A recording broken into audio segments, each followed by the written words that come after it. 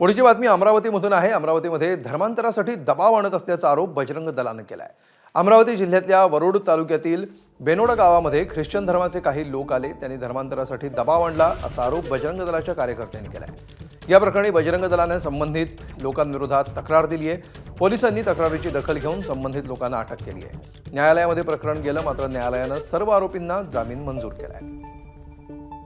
Police station Benoda येथे कलम 299 302 BNS अंतर्गत गुन्हा दाखल करण्यात आलेला आहे। त्या गुन्ह्याच्या तपासात आज सकाळी एकूण 8 आरोपींना अटक करण्यात आली आणि त्यांच्या विरुद्ध सदर 8ही आरोपींना दुपारी आज कोर्टात हजर करण्यात आलं होतं।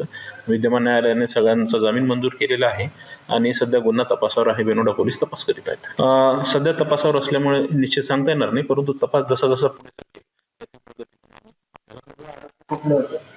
आरोपी शिंगोरीचे आहेत, 2 कळमेश्वरचे आहेत काही, आणि एक व्यक्ती केरळातला आहे।